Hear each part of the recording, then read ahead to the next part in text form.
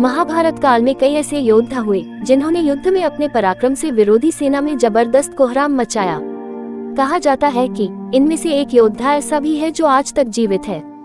कहते हैं कि उसे अमर रहने का श्राप मिला था। उस योद्धा का नाम है अश्वत्थामा। दोस्तों, आज हम आपको बताएंगे महाभारत के रहस्यमय किरदार अश्वत्थामा की कहानी। अश्वत्थामा पांडवों और कौरवों के गुरु द्रोणाचार्य का बेटा है। अपने पिता की तरह वह भी पराक्रमी और महान धनुर्धर बना। एक बार द्रोणाचार्य और उनकी पत्नी कृपि तपस्या के लिए हिमालय गए। उनके तप से प्रसन्न होकर शिवजी ने उन्हें पुत्र प्राप्ति का वरदान दिया। फिर कृपि ने एक तेजस्वी पुत्र को जन्म दिया। इसी का नाम अश्वत्थामा है। माना जाता है कि ये महाभारत काल का अकेला ऐसा किरदार है जो आज तक जीवित है।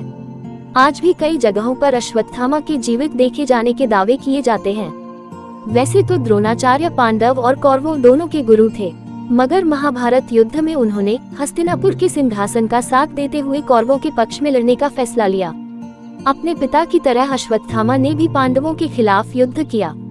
अश्वत्थामा ने कौरवों की एक सेना का नेतृत्व किया और पांडव पक्ष के कई योद्धाओं को मार गिराया। कहते हैं कि जब घटोत्कच के नेतृत्व में राक्षसों की सेना ने आक्रमण किया, तब सभी कौरव भाग खड़े हुए, मगर अश्वत्थामा अकेले वहां खड़ा रहा और घटोत्कच के पुत्र अंजनपर्वा को मार गिराया। अश्वत्थामा ने घटोत्कच को भी घायल कर दिया। महाभारत युद्ध के दौरान एक ऐसा समय भी आया जब अश्वत्थामा की मौत की झूठी खबर फैलाई गई।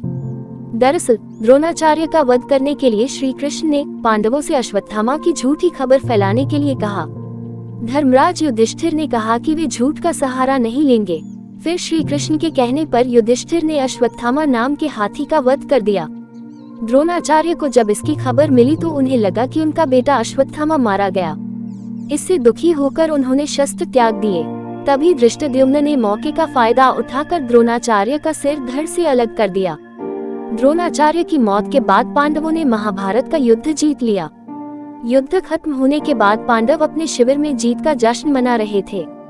दूसरी ओर अश्वत्थामा अपने पिता की मौत से बहुत दुखी हुआ। उसने बदला लेने की ठानी। अश्वत्थामा रात में पांडवों के शिविर में पहुंचा और कोहराम मचा दिया।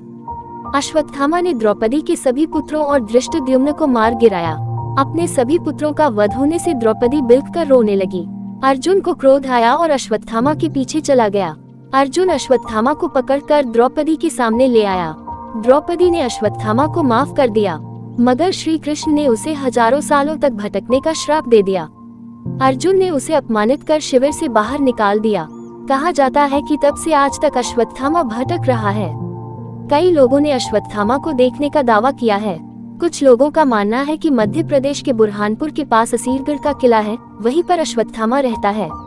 स्थानीय लोगों का कहना है कि जो भी अश्वत्थामा को देखता है उसका दिमागी संतुलन बिगड़ जाता है।